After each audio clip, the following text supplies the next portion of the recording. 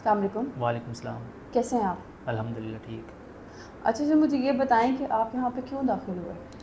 मैं डिप्रेशन में रहता था। हम्म। डिप्रेशन की वजह से मूड स्विंग होते थे मेरे, ओके। और परेशान रहता था, घर वालों से दूर हो गया था, और जिसकी वजह से परेशान रहता था। और मैं उन परेशानियों को काउंटर अटैक करने के लिए नशावर अद्वियात की तरफ चला गया, सेल्फ मेडिकेशन शुरू कर दी, स्मोकिंग शुरू कर दी, हम्म। अल्कोहल का यूज़ कर दिया, ओके। जिससे मुझे लाइट फील होता था और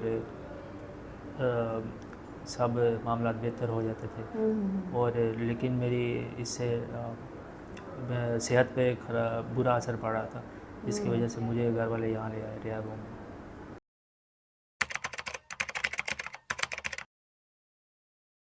ओके। अच्छा जी, मुझे बताएं कि आप कह रहे हैं कि आपकी सेहत पे असरअंदाज हो रही थी ये चीज़, मुझे बताएं कौन कौन से नुकसान आपने महसूस किए ज़हनी तौर पर?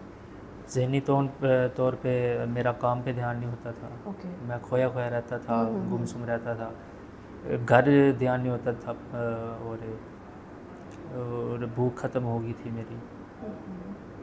और ख़ुद को आइसोलेट कर लिया था मैंने, हम्म। और सेल्फ मेडिकेशन शुरू की हुई थी हाँ, हाँ। ख़ुद को बेटर फील करवाने के लिए। ओके। जिस्मानी तौर पे आपको क्या क्या नुकसान महसूस हुए? जिस्मानी तौर पे मेरी भूख ख़त्म हो गई थी, हम्म। नींद प्रॉपर नहीं आती थी, जिसकी वजह से मैं काम पे थका थका महसूस करता था, हम्म। और मेरी किडनी में प्रॉब्लम्स आने लग गई थी, ओके। और वहाँ पे सोजिश हो गई थी, हम्म। ये ड्रग्स वगैरह इस्तेमाल करने की वजह से, और हम्म। मेरी हालत सेहत दिन ब दिन ख़राब होती गई। हम्म।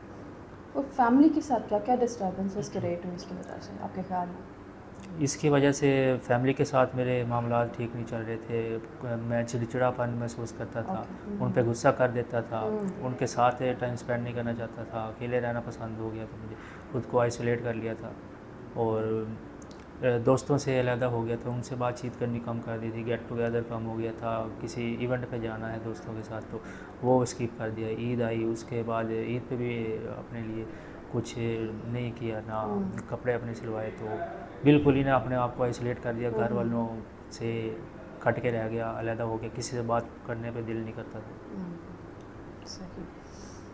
तो हमें मुझे ये बताएं, रिहैब आने के बाद आपका प्रॉपर ट्रीटमेंट चल रहा है, हाँ तो जी। अब इलाज के बाद आपके ख्याल में आपके आने वाली ज़िंदगी किस तरह की होगी, उसके बारे में क्या सोचा है आपने? मेरे घर वालों का फ़ैसला मुझे रिहैब होम में लाने का मेरे लिए बेहतर साबित हुआ है, हम्म। और मेरी ट्रीटमेंट यहाँ पे चल रही है, मेरी नफ्सियात पे काम किया जा रहा है, हम्म। और ख़ुद को नुकसान पहुँचाने वाले ख़्यालात को यहाँ पे सेशंस के ज़रिए यहाँ पे ख़त्म किया जाता है, और ज़िंदगी को एक मकसद है हमारी, और कैसे हम ज़िंदगी बेटर अपनी कर सकते हैं, बेहतर कर सकते हैं, वो यहाँ पे सीखने को मिल रहा है। और यहाँ से जाने के बाद मैं अपने ऊपर ध्यान दूंगा, और दोबारा से अपनी परेशानियाँ अगर मुझे हुई तो रिहैब सेंटर ही आऊँगा, बजाय उसके कि मैं नशावर चीज़ें इस्तेमाल करूँ या बिल्कुल। सेल्फ मेडिकेशन करूँ या स्मोकिंग करूँ, क्योंकि ये सेहत के लिए मुज़र सेहत है। बिल्कुल।